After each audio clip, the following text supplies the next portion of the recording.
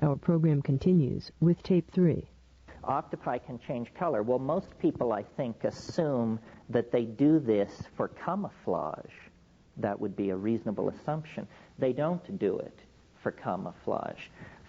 Let's talk about octopi for just a moment. First of all, they're mollusks. They divided from our evolutionary line 700 million years ago. They're related to escargot. They have no backbone, for crying out loud. They're not even vertebrates. But what is always said in biology classes about octopi is that they're a wonderful example of parallel evolution because their optical system is very much like a mammalian optical system. Well, why is this? Well, it's because they evolved in an environment, the reef environment, that is an environment as dense with signals as a rainforest is. And an octopus is soft-bodied. It can not only change color, but it can also change its surface from smooth and rubbery to bumpy, pimply, rugose, ribbed, so forth and so on. And also, because it is soft-bodied and in an aqueous environment, it can fold and unfold and reveal and conceal parts of its body very, very quickly. Well, all of these behaviors and physiological characteristics go together to make the octopus an excellent visual communicator. And the color changes, the blushes, traveling dots, and bars that these creatures manifest, and the squids do it too, are language. And if you're interested in this, there's a wonderful book by a guy named Monahan called Communication and Non-Communication Among the Cephalopoidea. And he goes as far as creating a grammar for this stuff. Well, so then, in a way, if you pull back from the mundane assumptions about this, what's happening is the octopus wears its mind on its skin. It is dressed in its mental state. One octopus encountering another can tell its mood, how recently it's eaten, how recently it's had sex, whether it's ovulating, all by looking. And so the only way an octopus can have a private thought is by squirting ink into the water and then hiding inside it. This is essentially... It's correction fluid for misspoken octopi, you see.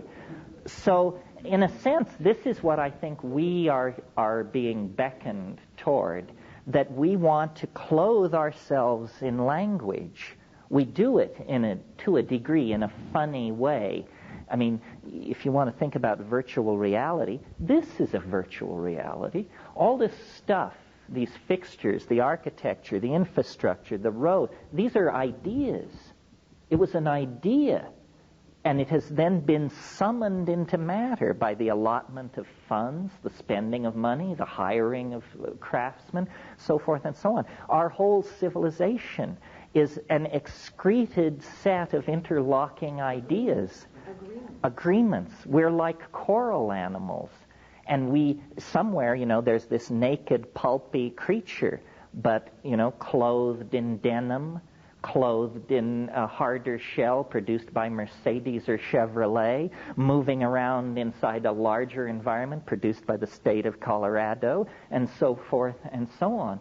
So I think octopi offer an excellent metaphoric example of what naked-mindedness would be.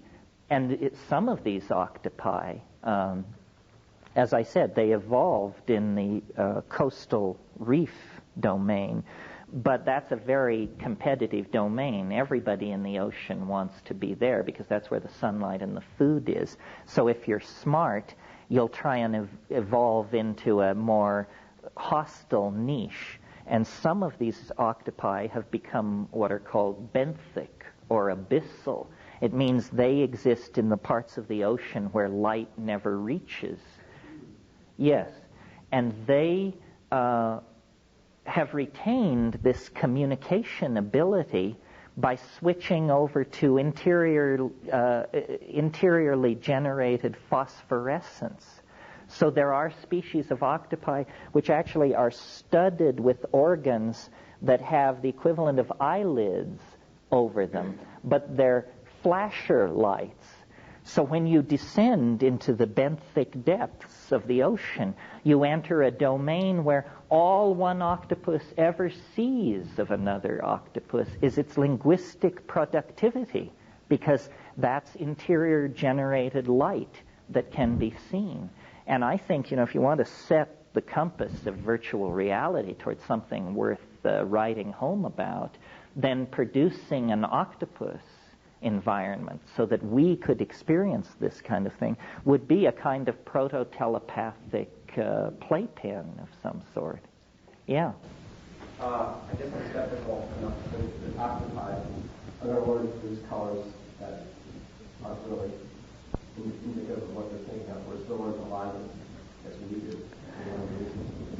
So you think that subterfuge enters here too? Yeah, that wasn't my real question. My real question is, last night when we were discussing the role of psychedelics in human evolution, we were going by a strictly Darwinian theory. Right. I assume since you're associated with Sheldrake in various endeavors that you've entertained other theories. And if so, have you considered the possibility that psychedelics may influence evolution, the evolution of humankind in a very direct way?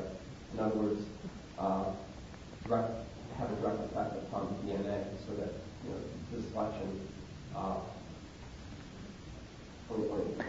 Well, you want me to? It's a central dogma of biology that information can get out of DNA, but can't get back in directly. In other words, it can only be selected for over a period of generations. Have you ever played around with this area? Yeah, well.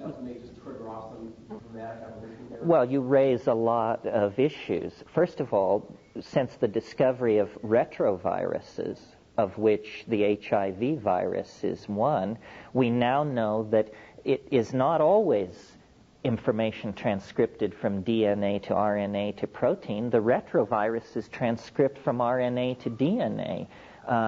So the central dogma, which is that the genome is not being altered by the environment, is sort of shaky at this point. You bring up a very interesting point, which has never, to my mind, been really thrashed out in orthodox science, which is if you had a bunch of these psychedelic molecules and we could raise them up to the size of loaves of bread or something like that, what you would notice about them is they're all what are called by chemists planar, meaning they tend to be flat. They're not lumpy, they're flat. Well, if you look at DMT or harmine, harmine is built off a pentexyl group and with two benzene rings off of it. It is the perfect size to slip in between two nucleotides in DNA. It can actually bond into the DNA there. Now, many drugs do this. These drugs are called dimers. The usual problem with a dimer that will intercalate, this is the other term, intercalate, means slide between the rungs of the DNA, is it usually deforms the DNA. It like passes a bulge along it, and then transcription is difficult. But these indole hallucinogens can dimer with DNA without disrupting its structural integrity. This is why I believe that this is the source of the visions. Orthodox biologists just roll their eyes at this idea and say, well, now you've made a very common error here. You've confused genetic information with information. Don't you understand that genetic information is just a sequence of codons coding for protein? And, that has no relationship to your memory of Aunt Minnie's face. However, by being so yielding on that point, they create a huge problem for their brothers and sisters across the hall who are trying to understand memory.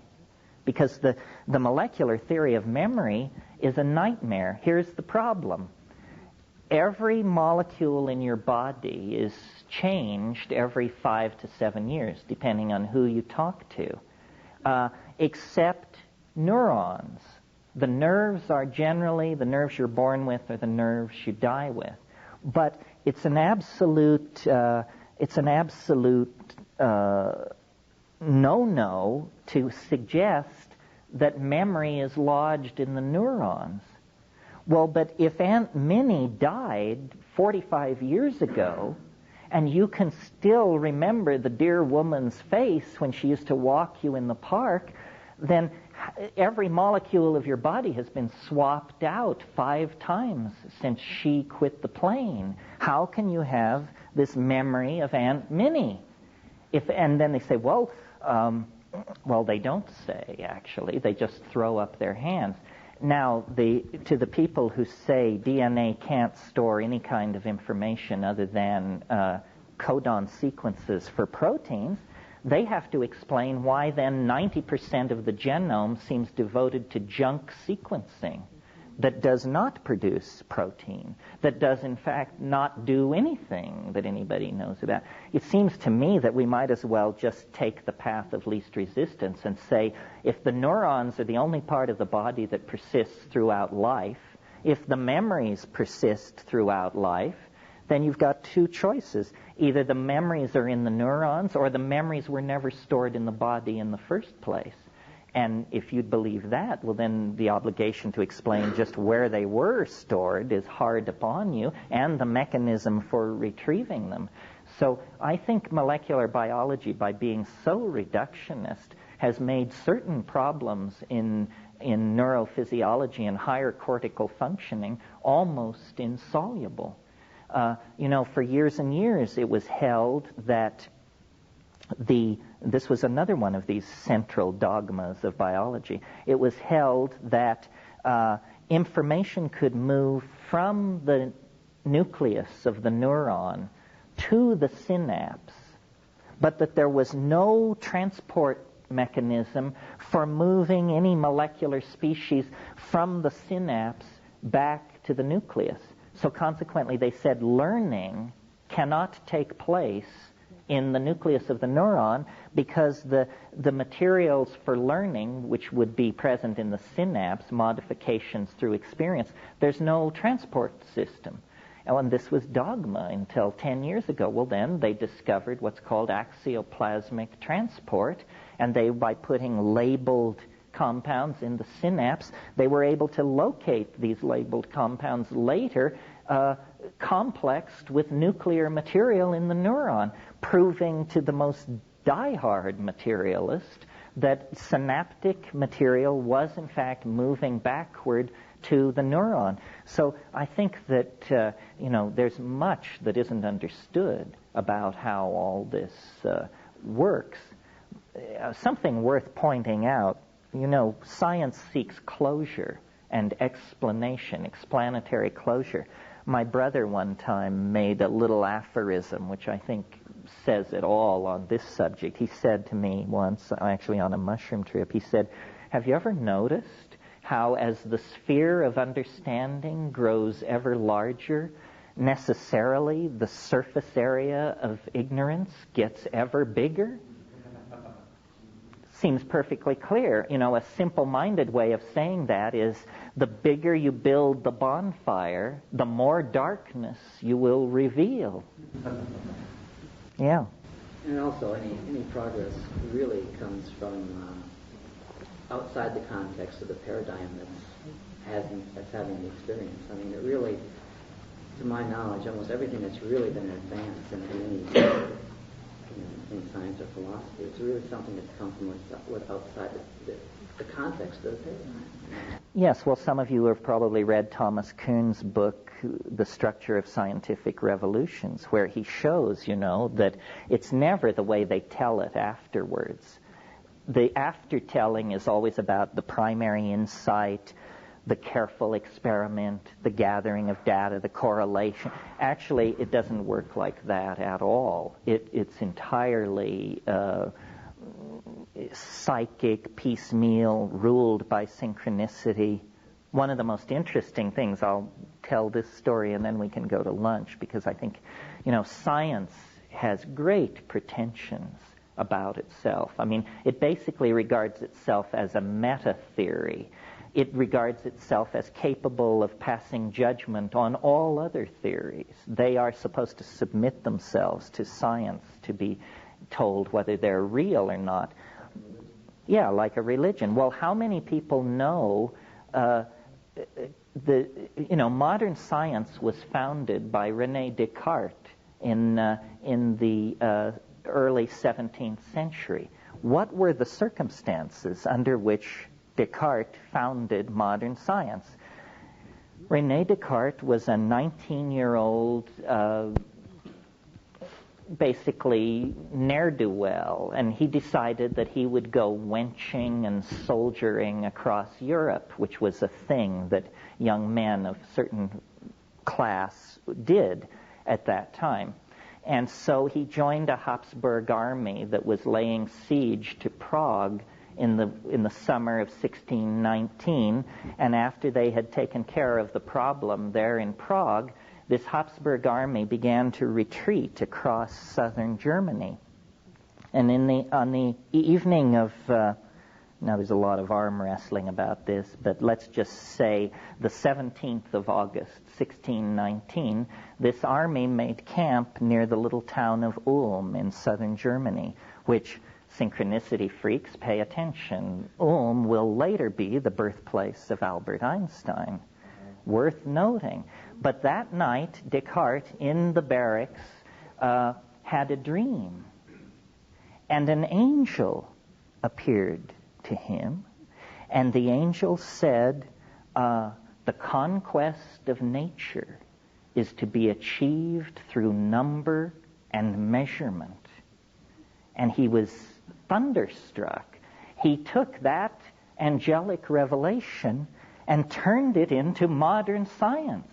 Modern science was founded by an angel.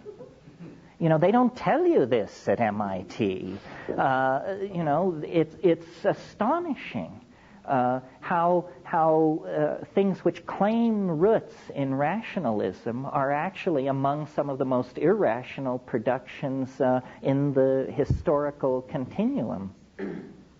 It appears that our development, our histories have always been created at the promptings of invisible voices. I mean, Socrates, who is at the very center of what's called thinking by Western civilization, Socrates had a demon, D-E-A-M-O-N. It was a little voice. It was his crap detector. It told him the difference between profound philosophical thinking and bullpucky. And so, the edifice of Western thinking built on Platonism owes its debt to an invisible agency speaking from hyperspace.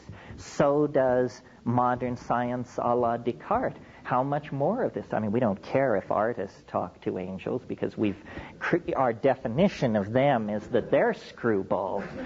But to believe that an enterprise like modern science has to trace its way back to the same ecstatic roots is, I think, very suggestive that the world is stranger than we can suppose, and that we need to open these channels of communication to these invisible worlds. Probably the next great paradigm shift will be enunciated by a mushroom, an angel, an elf, an alien, what have you.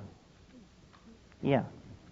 So the EMT trip, what was your technique to bring back and hold on to it? Repetition. Yeah.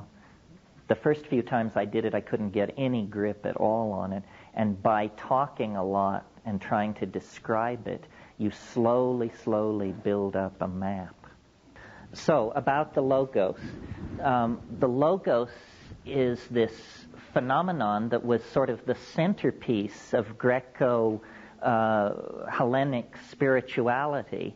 And what it is it's a voice in the head that people strove to attain for 1,000 years. This was the sine qua non of intellectual accomplishment in the Greco-Roman world. And the Logos told you the right way to live. And this is sort of what you get with psilocybin. You get a voice that can confound you with the depth and brilliance of its answers. And one of the puzzles of trying to understand Greco-Hellenic spirituality is, what were they talking about? And if this ever was a general phenomenon, then what happened to it? Why do we not experience this?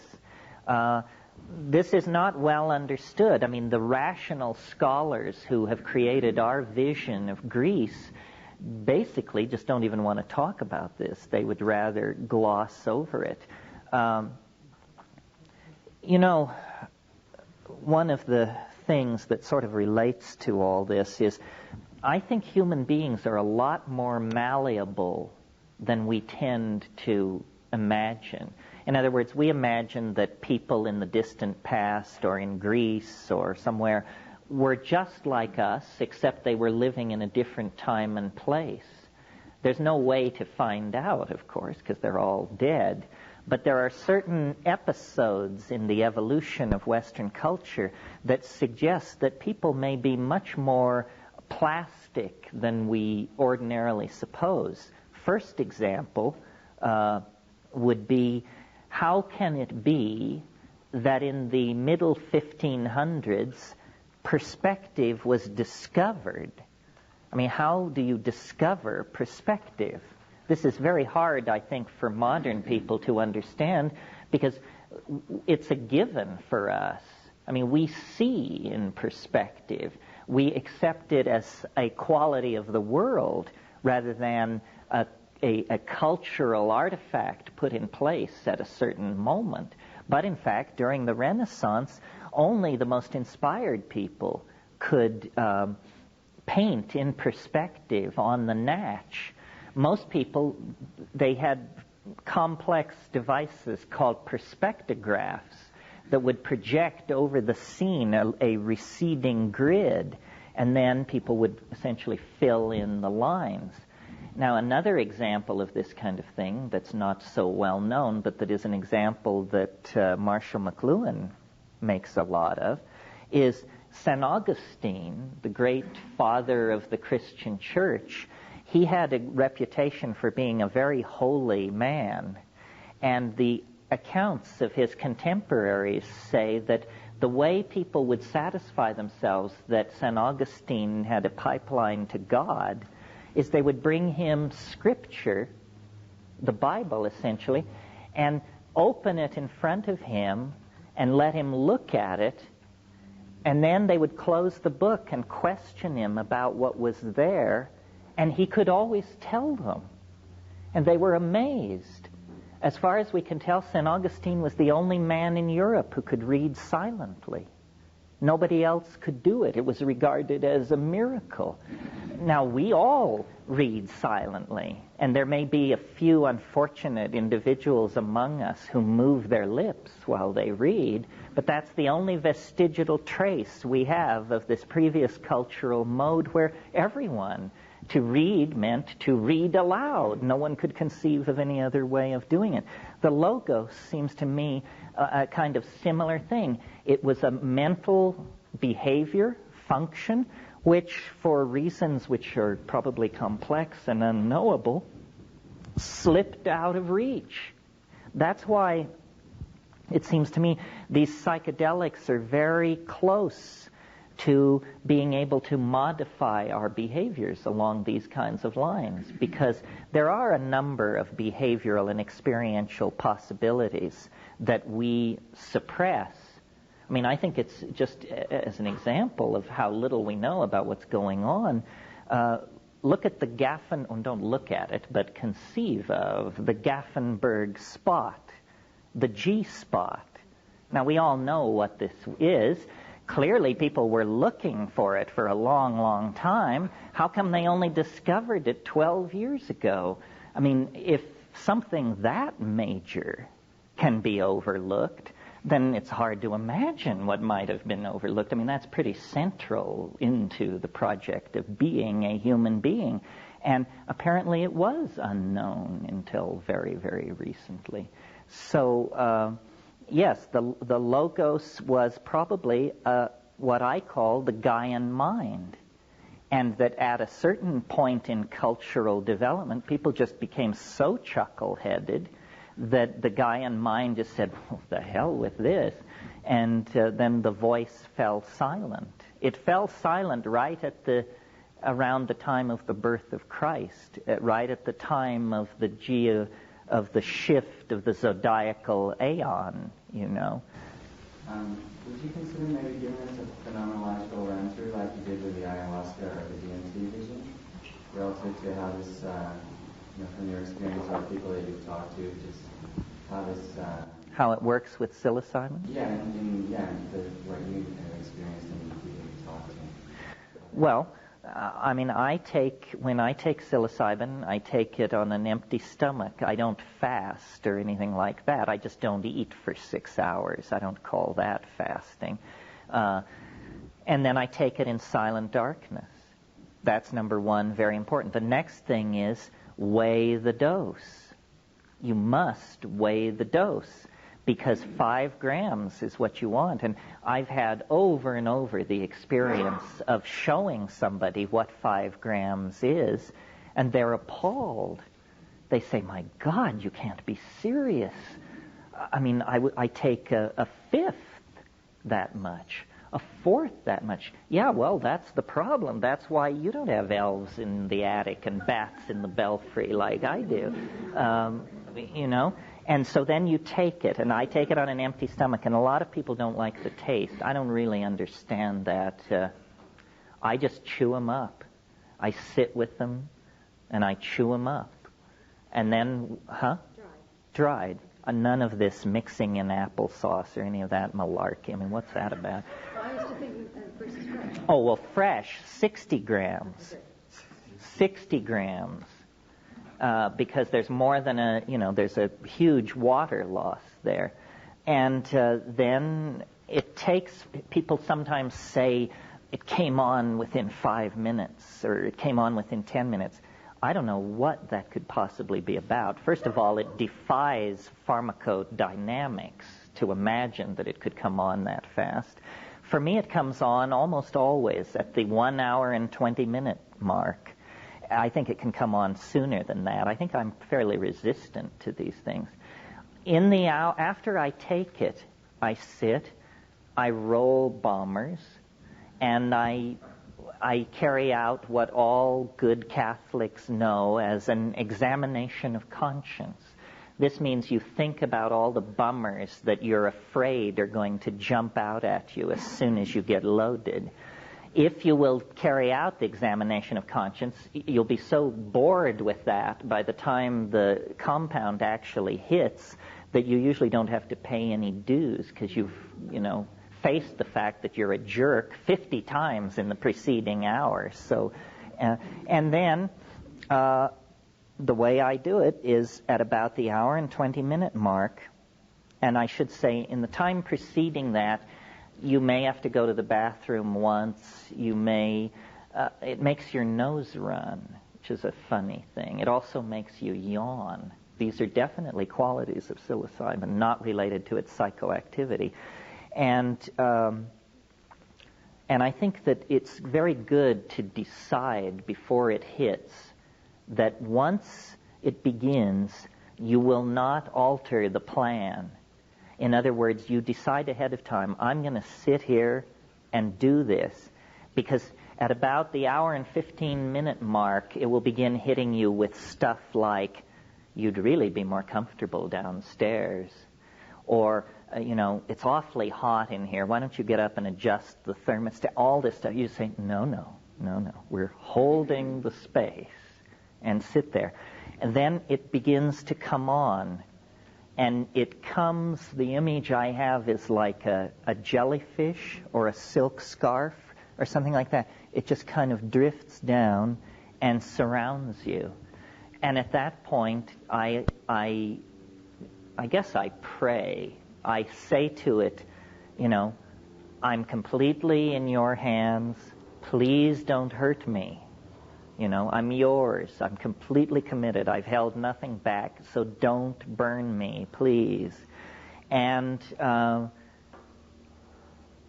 then there is a kind of, it's hard to describe, a kind of potential begins to build up. And you say, the rush hasn't begun, but you can almost close your eyes and see millions of little psilocybin molecules elbowing serotonin molecules out of the way and fitting themselves into the receptor site, and the electron spin resonance dynamics is beginning to shift, and the whole thing is about to take off. At that point, I smoke furiously, and that usually is all it takes. And it comes on, and the first rush is really astonishing. I mean, sometimes it's more mind-boggling than others, but I can remember situations where I would just see it coming and say, oh my God,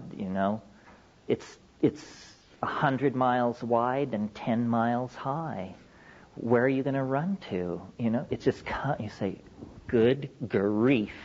I guess I'm not going to meet this one sitting up. I think I better lay down.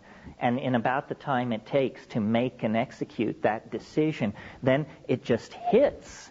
And it's like a tidal wave. I mean, I have the feeling when I'm doing it in California that everybody from Vancouver to Tijuana has just crawled under their desk, because you can't imagine this is happening between my ears. It's more like an asteroid must have fallen in the Pacific Ocean and raised some enormous incoming wave. It's sort of like. It's like watching a thermonuclear explosion through 50 feet of crystal clear glass. So, you're perfectly calm. It's not getting at you. But the energy that is being released in your presence is awesome. And then and sometimes in that first pass, the linguistic machinery is burned out. You've probably seen these scenes where they will test a hydrogen bomb, and they set up cameras a quarter mile from ground zero, a half mile, a mile, 2 miles, and then when they actually detonate the bomb, they get the view from the first camera, and then they switch to the second camera as the first camera is blown to bits and vaporized, and they keep pulling back as each successive instrument is destroyed. Well, this is sort of the feeling you have as this thing spreads out toward you. And then it does what it wants to do. It tells you what it wants to tell you, and it's highly unpredictable. I mean, people always say you should ask it a question. This seems absurd to me. I mean, I don't know. Once when my life was in turmoil, I did ask a question. I said, I wrote it down ahead of time, and the question was, am I doing the right thing with my life? And then when I got in there and I posed the question, and the answer came back instantly. It was a ripoff from Lyndon Johnson. It said, what kind of a chicken shit question is that to ask me? I said, oh, sorry, didn't mean to presume, Said, get your act together, and then we'll have a conversation. But if that's what you want to talk about, you should have taken MDMA. And and then, paralleling what we talked about this morning, and again, I'm just giving you my subjective take on it, it's like I come into a place. It's hard to describe. It's a feeling. And the content of the feeling is, now the elves are near. but they won't appear unless I invoke them. And, I wish I could tell you that I chant in Mandayan or something like that, but I don't. I stole a line from an old I Love Lucy program where Ethel is talking to Lucy about UFOs, and Lucy says she talks to the UFOs, and Ethel says, well, how can you talk to UFOs? And Lucy said, well, it's simple. I just say, come in, little green men, come in, little green men, and that's what I do. I say, come in, little green men, and then there is, and women, if there are any out there. And then there is it's like a marching band. It's like a Nepalese marching band is what it's like. And it comes from a distance. Like there's a place in my vision that's small, a little dancing light and a little faint sound. And the light comes closer and the sound gets louder until finally, they pick me up on their shoulders and with tubas blaring and sackbut and rebeck and all of this stuff. And then they carry me around and talk to me. And the whole thing is shot through with such a weird sense of zaniness, Irishness, Joyceishness. I mean, it's almost unbearable. It's so, not exactly Disney-esque, because their humor tends to be a little more savage than that. And then that is part of the first wave, and then the rest of the trip unfolds pretty much as there's a kind of a pushing and pulling that goes on. You can direct it. Each one of these plants does have a character of its own. Sure. One of the most puzzling things about these plants is that they have characters that seem irreducible. For instance, psilocybin, it is the science fiction drug. In other words, it says, we have been denizens of this planet for 400 million years. Our original home planet is in the M5-83C system. We are connected via hyperspace to all intelligent life forms in the galaxy. It shows you enormous machines in orbit around alien planets. It talks about the end of history and the collectivizing of humanity. And it's this enormous hortatory, salvational, dramatic, science fiction type scenario. Well, then you take ayahuasca, which in molecular terms is just a few nitrogens are moved around. I mean, it's basically the same thing. And you get a completely different message. You feel the energy of the rainforest and the rivers, and it's very feminine. You think about childbirth. You think about the continuity of generations. You think about the mystery of the meat. You think about tantric sexuality. It's all redirected back into the human and natural world in some way. And then, of course, DMT, which I described this morning, which the DMT elves are not from outer space, or they don't present themselves that way. In fact, one of the odd things about the DMT thing is that you have the feeling that this space that you break into, even though it's large, some people even refer to the dome of DMT. That tells you they really were there. But wherever this huge vaulted space is, you have the feeling, although it's hard to explain how you know this, but you have the feeling that you're way, way, way underground, which fits with the elf motif. You're in the hall of the Mountain King. You're under the hills with the little people who retreated under the hills. The character of these things is one of the most puzzling things about them. And how do you relate all these different species of gremlins to the logos? That was the part I was wondering. Well, that's a real question. The logos seems more first of all, it doesn't crack jokes and do quadruple entendre puns and stuff like that. It's more like a wise and loving teacher. These DMT things are, it's a troupe of maddened elves, and they are just doing their own thing. And then with ayahuasca, though some people claim they contact an entity, it hasn't been like that for me. It seems to me that on ayahuasca, you become like a camera. You just fly through a visual world. I mean, after a good ayahuasca trip, you just feel like your eyes are bugging out of your head.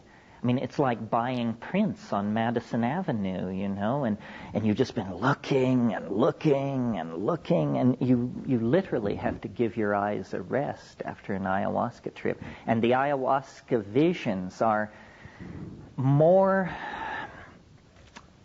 they seem to cover a broader spectrum. The psilocybin hallucinations tend toward this highly polished, machine-like, insect-like, outer space bit. And the ayahuasca hallucinations are wonderful pastels, laces, layering of colors. And then one of the most interesting things to me about ayahuasca, and I just cannot understand how this works. If I could, I'd be Erte or somebody. And that is that you, in the middle of the ayahuasca trip, you can suggest motifs. You can lead it so that, for instance, you can say to it, Art Deco. And suddenly there will be thousands of candy dishes, cigarette lighters, champagne buckets, automobiles, stained glass windows, doorknobs, silverware, all rolling in black space in front of you, all the perfect exemplification of this aesthetic, the Art Deco aesthetic. And then you can say to it, okay, Italian Baroque. And it just, like that, suddenly altarpieces, Madonnas, martyred saints, and fantastic scroll work and fleur-de-lis. And you can say, well, surprise me. And then you will get a coherent style, like Art Deco, like Italian Baroque, except that nobody's ever bothered to realize it on this planet. But it's as coherent. It's like, 20 years ago there was no such thing as Southwest as a style. This weird thing coming out of Santa Fe that I notice has planted its roots deep here as well. The turquoise and beige endlessness of feathers and hammered titanium and all that. Well, that's an aesthetic that has cohered in the last 20 years and come into being. There seem to be an infinite number of these things, as different as the bronzes of the Han Dynasty are to a Dali or a Pollock or a Bosch, and then you can say to it, going beyond the surprise me challenge, is what I always say to it is, I want to see more of what you are for yourself.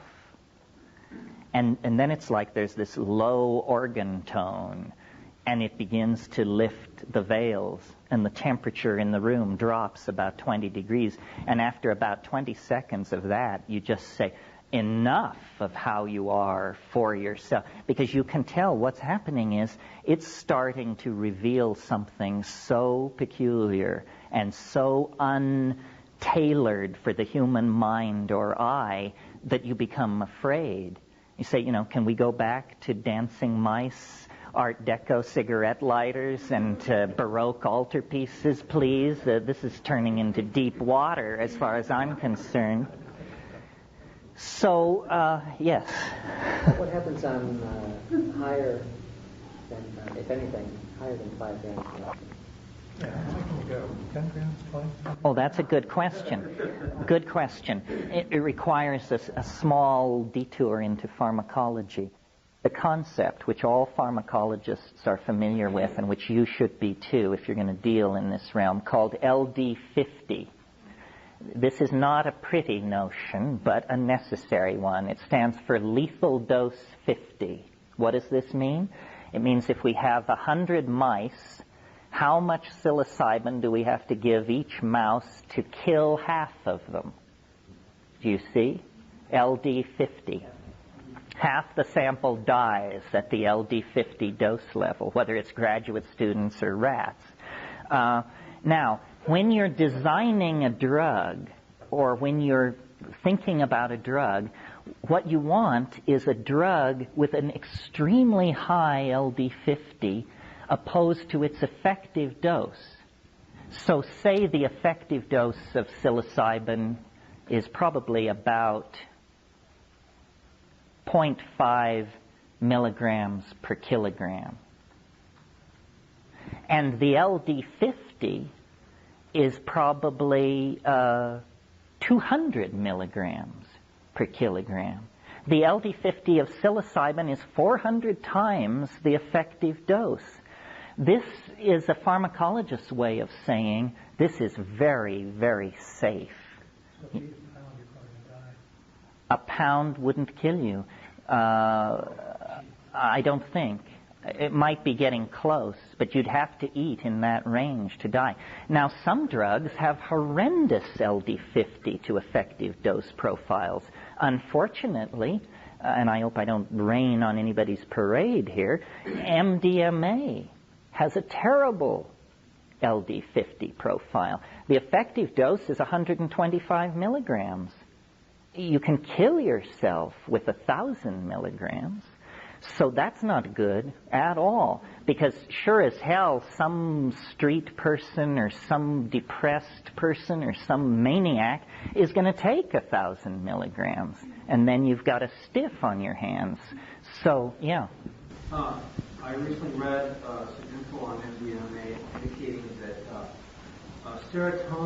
depressed serotonin levels on MDMA, the serotonin stays low in your body for about a week after taking it, whereas like a related substance called E, the serotonin levels are depressed for only 2 hours, and the researcher indicated that his conclusion was that MDMA had some physiological toxicity that E did not have, and therefore it might be wise to avoid it for that reason. Well, in fact, I've read an article that it's destroying the serotonin receptor sites in the brain. I thought my liver tested before and after about a 300 milligram dose. And there's a difference. There was a difference.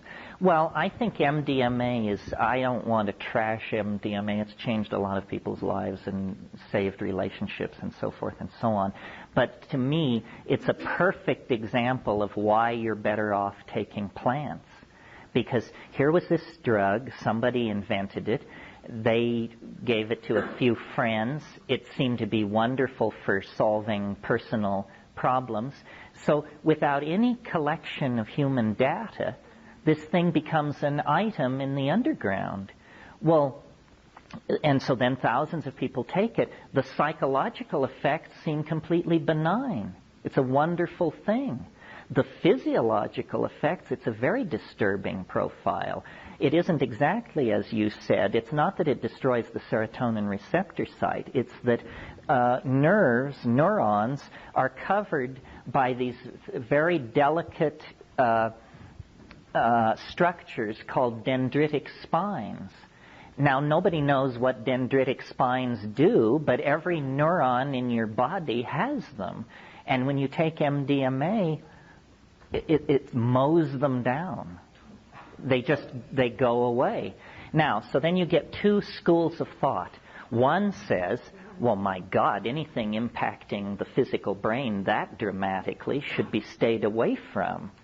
And the other camp says, well, do you see any behavioral changes in people who take MDMA a lot? Do you see any physical destruction, seizures, blindness, anything? And the answer is no. So they say, well, here we have histological evidence that this thing is making major physiological changes in the dendrites, and no behavioral sequela to back up that this is of any consequence. Well, my position, being basically a very conservative person, is in that case, wait. They're doing work on this in a dozen labs around the country. They'll figure it out. In the meantime, take psilocybin or mescaline or something else that has been sanctioned, because you just do not want to insult the physical brain. That's the whole name of the game. You have to keep the brain in good shape. Yeah. Could we drift back to his question? Once you're past the trigger dose, is it worthwhile to start to step up to 150? That's where we were. That's why we started talking about LD50, because I wanted to explain to you that taking a drug like a compound like psilocybin, if the effective dose is 20 milligrams for somebody who weighs 135 pounds. Well, then, looking at the pharmacological data, they should be able to take 2,000 milligrams without any trouble at all. That's 1,000 times. That's 100 times more. But in fact, what happens is, as you raise the dose, is that the psychological presentation becomes unbearable. It becomes so strange that you fear for your sanity, in a good old Edgar Allan Poe-ish phrase, It gets stranger and stranger. And, I've talked to pretty naive people who have overdosed. Usually the way these overdose situations occur is people are gathering mushrooms in the wild, and they start eating them, and then they just keep eating them. And then they realize they've eaten 4 times more than the effective dose. And this is where you get into places where you don't know what to say. Because if you tell people, they'll throw a net over you. But you want to say, because you're so personally disturbed. This is where the flying saucers land and the rectal examinations begin, and you're told that you're the Messiah, and it becomes quirkier and quirkier. So I think you have to, I'm very admiring of people who can take very high doses, but I find it quite challenging enough in the 5 to 7 gram range. A friend of mine says of psilocybin that every time he takes it, he tries to stand more, meaning more of the vision, because it is filtering itself. It's definitely filtering itself. This is why beginners almost never have bad trips, because somebody in there looks at your clipboard and says, oh, this guy has never done this before, so lay off the rough stuff. Just, bring him through the standard number. It's the people who consider themselves experienced, who've done it 20, 30, 40 times, says, we can take the gloves off with this guy. And it always amazes me. I sometimes meet people who say, I've taken mushrooms 50 times and I've never had a bad trip. And I think, lucky soul. Because when it goes left, it's hard.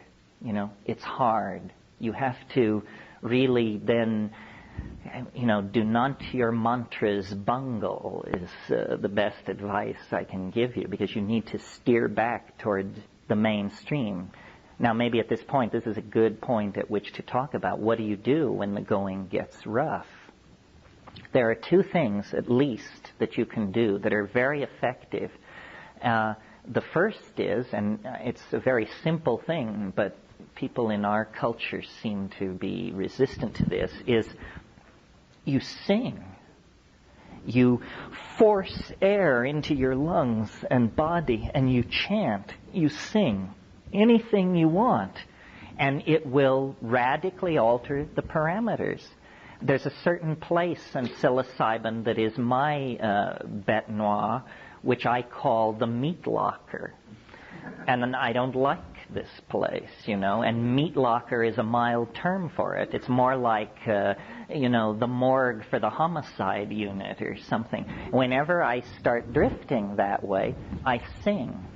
and then you can navigate through it. The other thing you can do, although this is sometimes trickier, is smoke cannabis.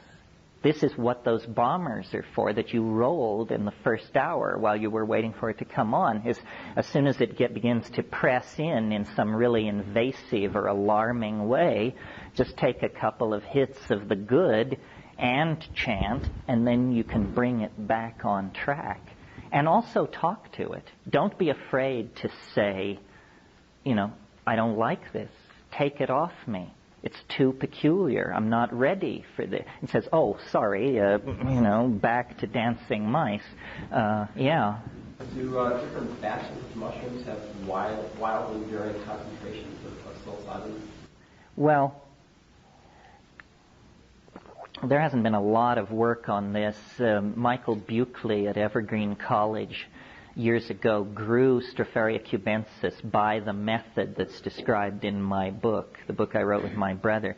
And what they discovered, psilocybin is 4-phosphoryloxy-NN-dimethyltryptamine. That phosphorus group is removed as soon as it crosses the blood-brain barrier. So really, what's active is a simpler compound called psilocin. And psilocin lacks the phosphorus attachment. And what they discovered was that in the early flushes, the psilocybin ratio is high and the psilocin ratio is low. And you all know what a flush is, right? And in the later flushes, the psilocin level rises and the psilocybin level drops. So really, the two together stay remarkably stable throughout the life of the organism. Something worth mentioning, I suppose it's worth mentioning, is when I was into my extraterrestrial phase, when I was assuming that the mushroom was an extraterrestrial, either the extraterrestrial itself or something designed by some kind of an extraterrestrial, it was very interesting to me that psilocybin is, as I said, 4-phosphoryloxy-NN-dimethyltryptamine. It is the only 4-substituted indole in nature. The only one. Well, if you were to search for evidence of extraterrestrial tampering with the biome of this planet, what you would look for is a unique compound occurring in one life form and no other. Here it is, folks. This phosphorus group is unique, and I've never read any description or discussion of what the evolutionary history of that, why it would appear in an organism like that and not in any other. That's just an aside, because I'm always searching for the thumbprint of the alien. There may not be an alien thumbprint, but the phosphorus group attached to psilocybin is a good candidate for it. Yeah. Switching the subject only slightly, the descriptions that you've given of all of these experiences, although you have said that it varies widely, there's a remarkable internal consistency of your descriptions. That you're entering a world that seems to have boundaries and entities that you consistently encounter again and again. I've spoken to many people over the years, some of whom have known you a long time. And nobody I've ever spoken to, people who've taken high doses or low doses, have ever had similar experiences. Now, clearly you've talked to people who have. So I'm wondering... Maybe they were just being polite. I'm wondering if you've ever experimented with your own experiences, like what Lily describes in programming and metaprogramming. And to see, you describe ways of provoking entities, which certainly could be put into a context of introducing programs into your experience.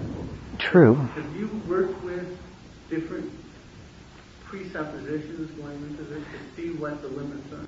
Well, my original presupposition was to try to have no presupposition at all. And then out of that came all of these assumptions. You're right that nobody has trips exactly like mine, although if you question people carefully, you can begin to see how it works. For example, I described this thing this morning, the elves, the presentational thing, the high-speed motion, the gifts, all that. Well, sometimes people will take DMT and they will come back and you'll realize that it's as though there is an archetype there which has different levels in it. And if I had to say what the archetype of DMT is, it's the archetype of the circus. And one time I saw a woman come out of DMT. She was an anthropologist. She had fairly high body weight, and I could tell that she had not gotten a complete hit. Came down. We said, okay, what was it? She said, it was the saddest carnival in the world. She said the carnival was closed. All the tents had their flaps rolled down, and there were just paper cups and candy wrappers blowing in the aisles in between them, and the Ferris wheel was stopped. Well, she was just at the edge of this thing. And if you think about the archetype of the circus, it is an interesting one. First of all, you have the 3 center rings where wild and zany activity is continuously being presented. Tiny cars keep arriving with 14 clowns in each one, and they keep climbing out, falling all over each other. But it isn't all fun and games. It has a strange erotic content, and as a child, I think my first awareness of what I would really call eros was watching this beautiful long-haired woman in a tiny spangled costume hang by her teeth 120 feet above the center ring, doing acrobatics. So you've got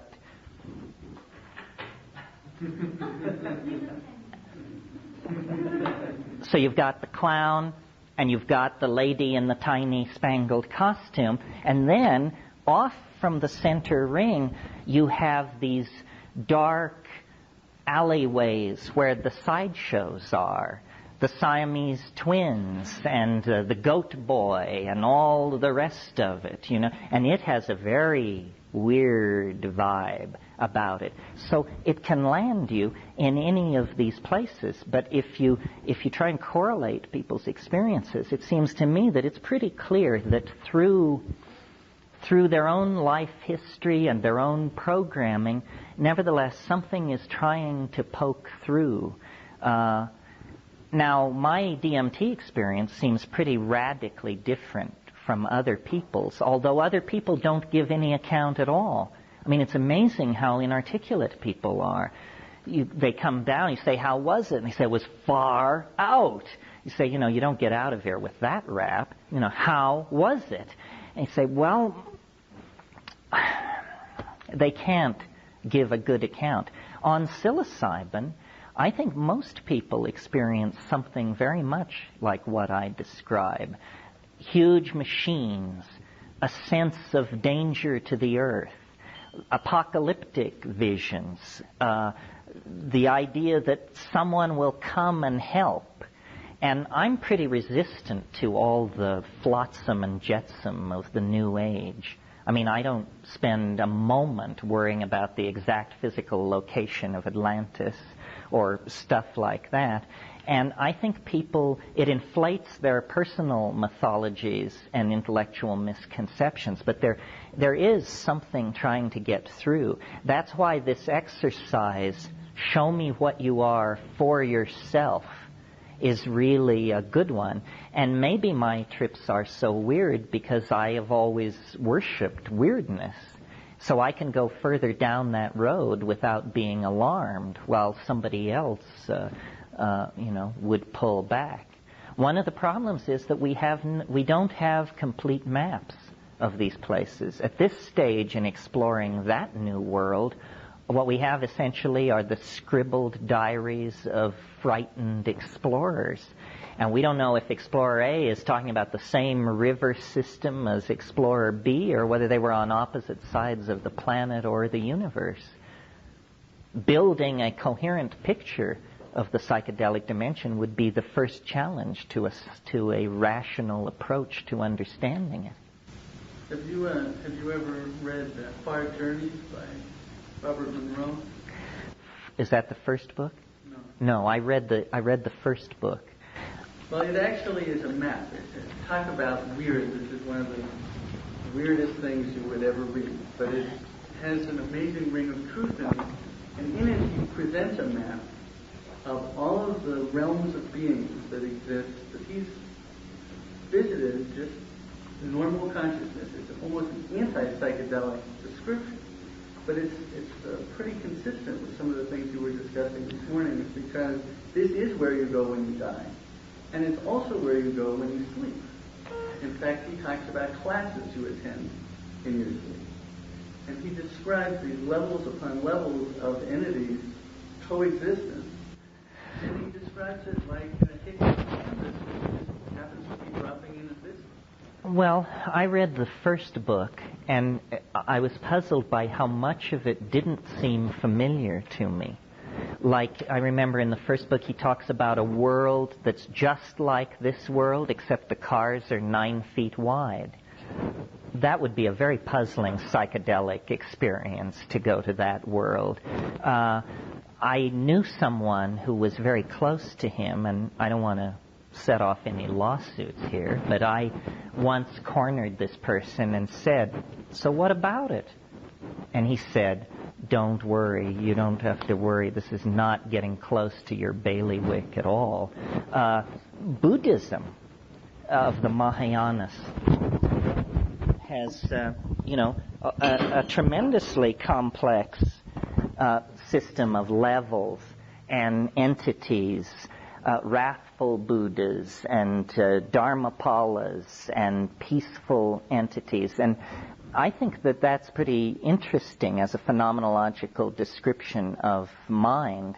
I reject the philosophical premise of Buddhism because I think it's, an unbelievably uncompromising kind of nihilism. But Buddhism, as it's pitched in America, soft pedals that a lot. They don't present it as a form of nihilism, but I think ultimately it is, in the most positive sense. But still, I'm of the school that follows Alfred North Whitehead, who said, "Say what you may, there are certain stubborn facts." And, that's not a very Buddhist point of view. Yeah. You have visions on cannabis, too? If I can control myself and not do it too often. The problem is cannabis does so many other wonderful things, and I tend to use it for those other wonderful things. But if I were totally dedicated to vision, then I would only smoke once a week, because then you completely come to equilibrium. And then, I think people do it not wrong, but not the way you should do it if you want visions. You should do it the way you do all these other things, alone in silent darkness and at high doses. Bursts of hallucination on cannabis are hard to control and predict, but sometimes they're as intense as anything can be. If you read 19th century descriptions of cannabis use by people like Fitzhugh Ludlow and the Club du Hashashin and that crowd, where they were eating the hashish, it's very clear that it was the LSD of the 19th century. I mean, nobody can read those descriptions without realizing these people were loaded for sure. They were thoroughly and completely smashed to be able to write those kinds of accounts. Yeah, go ahead. So it's interesting you said you'd smoke a lot at the start of the mushroom trip. When I smoke a lot at the start of the trip, it's tend to really confuse entry, and then eventually I kind of realize, it has an effect which, I'm not sure that's a good effect in terms of getting the learning, shall we say, from more powerful chemicals. Well, you didn't exactly make clear to me what the effect was. It fuzzes you out going Well, into? it depends on the smoke, I suppose. If you have, very top-grade sensimilla, it'll do one thing. If you smoke Colombian, it'll do something totally different. What it does to me is it just slightly cuts my anxiety. I'm able to let the thing unfold of its own. I don't know. I mean, I have a lifelong, intense relationship to cannabis. And I basically make my living out of being able to do feats of memory. And, cannabis is supposed to trash your memory. So I don't, maybe I'm different, but I resist any maybe I'm different argument because it's malarkey. Nobody's different enough that they can, In terms of your articulateness and memory recall, when you're at the peak of a hemp experience, is it still as, speak as clearly then? I mean, I get really tongue-tied. No, more so. My great dream is that as my powers of locution fade with old age, that cannabis will be legalized. Then I can sit in front of you and smoke, and my career can be pushed 20 years further into the future. The way I use cannabis is to think. And I do a lot of thinking. And I at night, before I go to bed, I smoke, and then I play the tapes of the day, and then I understand what happened. If I didn't have cannabis, I don't think I would be sort of at sea or a kind of a space case, because I never get what somebody really meant, really intended, really had in mind, till I play the tapes stoned, and then I see, that's what the agenda was, or that's what was going on. You can go to sleep afterwards? Oh, yeah. And if I don't smoke, then I'm insomniac. Yeah. I don't know how far you want to go with all this, but I'm really interested in how you compare mescaline and LSD experiences together to what you talked about. Kind of complete that. Okay, well, LSD, again, you remember, I'm only speaking for myself because there is no other way to approach it. I found LSD very interesting, but ultimately kind of frustrating because I wanted visions. And to me, what LSD by itself does is it does a lot of slippery and hard to name stuff. It accelerates and changes the quality of thought.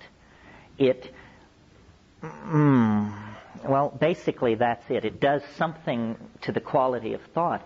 But I had been reading Aldous Huxley and Havelock Ellis and those people, and I kept saying, where are the ruins of alien civilizations? Where are the jeweled tapestries? And then, fiddling around with LSD, I discovered that if I would take it with mescaline, then it became the psychedelic experience that I was seeking. But in and of itself, it's kind of psychoanalytic. It's sort of like cleaning up your act. It often focuses you on your own personal stuff. And, I have to confess to you, I'm not that interested in my own personal stuff, probably because it's so horrendous. But I don't like personalized trips. I like cosmic vision information trips. And then mescaline is, you have to take a lot to get it to really do what you want it to do.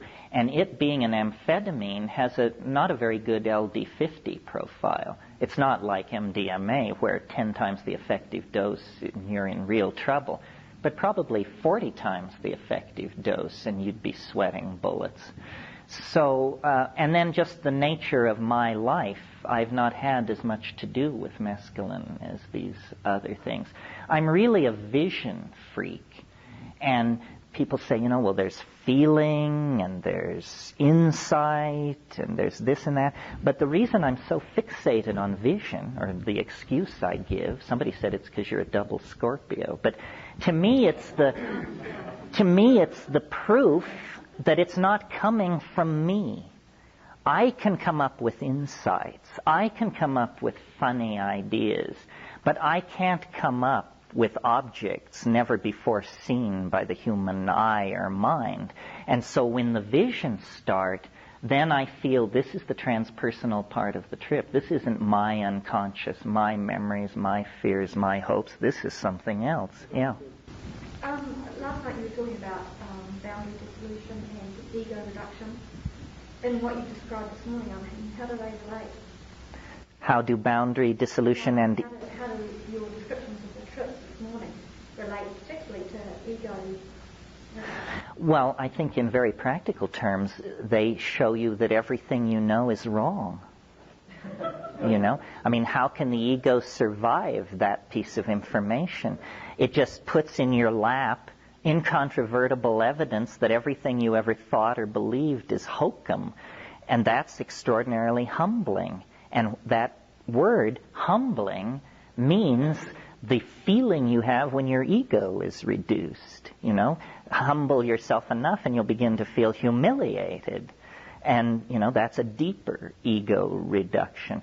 I think they, aside from any magical chemical effect they might have on ego, they're just simply showing you the true size of the universe and your place in it. And, you know, in our down personal lives, every man, every woman, a king or a queen. I mean, we build castles in the air. Our career, our children, our whatever. Well, then you get into those places. You just say, you know, how preposterous. This is a dangerous kind of question, I think, maybe, but is there any gender difference in the experience? For men and women? Male ego being... Well, that's an interesting question. I'm interested in that also in terms of the history. Yeah.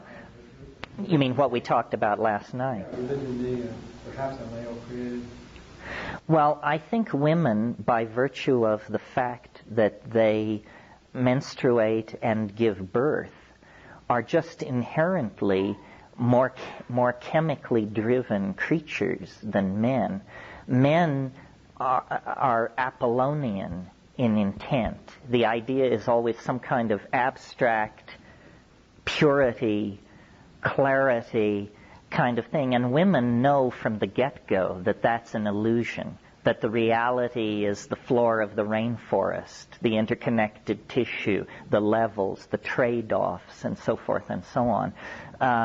This is why I think generally men tend to be more interested in these things than women, and to also be more impacted by them. For women, it seems to sort of fit in and affirm what they knew. For men, it seems to come as a tremendous surprise that this is the way things are put together. I think that if everybody gave birth and experienced menstruation, probably we never would have launched ourselves into history. In a way, you know, without going too far with it, men are the ancillary sex. I mean, the original blastula in the embryonic development is female. And I was listening to somebody the other night talk about this, saying no wonder men have the problems they have. What a man is a woman who has been under incredible chemical assault for 9 months in the womb. And you just have been hammered, sculpted, shaped, and recast again and again, and then you're born male. A female fetus doesn't experience anything like that. It starts out with a smooth shot, its end phylogenetic expression, and then achieves it. I don't think of the ego as particularly male, because I think we all have it to excessive degrees, but men are able to express it. A woman with an ego is frustrated. A man with an ego is a menace to all concerned, you know. So, yeah. How do you feel about taking a trip with another or other people? Do you think the question of energy and personalities changes your trip? I think it's a very major decision to do that. That if you're going to take a high dose of psychedelics with somebody else, then you better be prepared to get all entangled with them, which can be great. It can also be fairly confusing. I don't like taking psychedelics. This is not an issue of entanglement. That's sort of what goes on between lovers or close friends. But I get a lot of requests to sit for people, and I don't do it because I don't know whether it's my personality or what it is, but I am unable to contain my anxiety in the presence of another stoned person, especially if I'm stoned. If I'm stoned and they're stoned and we're in a dark room, I cannot get off. I listen to them breathe. I worry. I wonder if I should ask them if they're all right. Then I go off on long trips about not interrupting them. And then that loops back into, but I haven't heard them breathe for 20 minutes. And I'm always afraid. I don't know. So really, people say, doesn't it take courage to do it alone? For me, it takes more courage to do it with people, because inevitably then you get tangled up into some kind of craziness. And, you can think you're having a telepathic experience, and they've decided that they want to have sex or something, and meanwhile, I've just had a revelation about that entry Molière made in his diary when he was talking to his niece Agnes about the nature of the French comic theater. And so you say, boy, we've got too much on the menu here. But I'm weird. Remember that, yeah. Okay, now, and we have heard about the common visions shared by people in ayahuasca. So, can you comment on this kind of thing and contrast it to what you're talking about, which is extremely high doses with the mushroom? You mean the group mind on ayahuasca? Yes. And is that possible? Oh, yeah. No, it's very possible. It's very possible. I mean, you can sit with someone and play a little game where you will describe the hallucinations for 30 seconds. Then they get to describe the hallucinations for 30 seconds. And you can absolutely convince yourself that people are seeing the same, that you're seeing the same thing. And, when you toss sex into the mix, it just goes over the top. I mean, I've had the impression, I don't want to trot it out as a position of mine or something that I assert as true, but I have had the impression, stoned on mushrooms, making love, that it's like perspiration forms on the surface of the skin, and there's some kind of electrolytic thing that goes on, and the boundaries dissolve between the people. I don't mean metaphorically.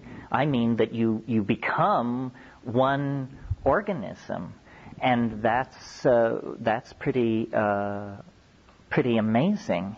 That's fair to your partner feels it? Yeah.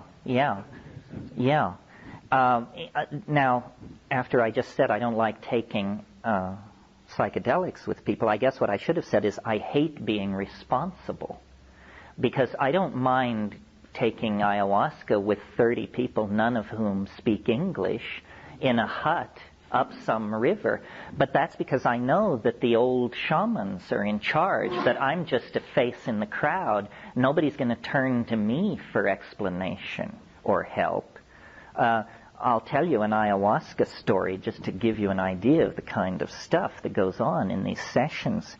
Years ago, in '76, Kat and I, it was before we were married, were in Peru, and we had found this shaman who was very good, and he had a following, and we were, apprenticing ourselves to him.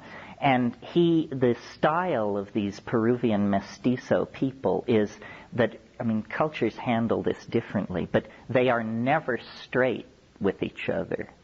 It's an incredibly masked culture, almost like the Japanese, but without the formality. In other words, if you think somebody's a jerk, you would never say that. That's the last thing you would say, because that's your true opinion. So we got into a situation with these people where this elder shaman, who was very respected, beloved even by these people, he had a nephew, a sobrino, who was an absolute jerk. I mean, this guy was into pimping a little on the side, and he was very ambitious to perfect his ayahuasca so he could go to Lima and charge yuppies a bunch of money for taking it and so forth. And he had this really awful habit, and I don't know what was really had gone on before we got there. But they would all get together to take ayahuasca. And these old guys, 80, 85 years old, the totally authentic dudes, would sing these beautiful ayahuasca songs. And he would sing against them. I mean, can you imagine a scene like this where everybody's singing Row, Row, Row Your Boat, except one guy wants to sing 5'2", Eyes of Blue, and does. And the level of social tension in these meetings would just rise and rise, but nobody would ever say anything to this guy and tell him to bug out and can that crap. So one night, this had happened 2 meetings in a row. It was the 3rd meeting like this. Everybody hoped this guy wouldn't come. So then he showed up. So then we all dose. Then we get loaded. And the singing begins. And he begins his singing. And in the wave of hallucinations, and Kat was sitting next to me, he was sitting up on his haunches, kind of rocking back and forth on his heels. And I would look at him, and I could see he was going through these weird animal transformations. First he would become like a jackal. Then he would become like a monkey. And it was really intense. And I mentioned it to Kat, and she could see it too. Well, so then he kept, and we were also trying to tape these ayahuasca songs, so it was a double irritation to us that this guy was so out of control. So after a particularly long song by the old guys, with him just hammering against them, I could feel Kat, who has a real Irish temper, getting more and more pissed off at this guy. And finally, at the end of this song, when the silence fell, she had been just staring at the floor, and she looked across the room at Don Jose and gave him a look of pure loathing. And I saw these red things, these red triangular-shaped things come out of her eyes and go across the room like...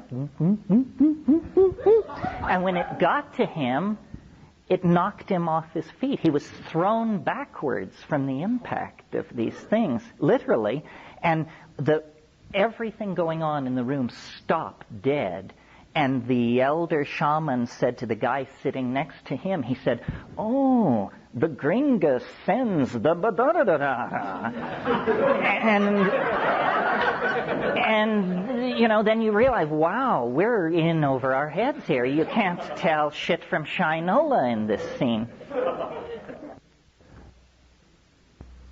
This concludes tape 3.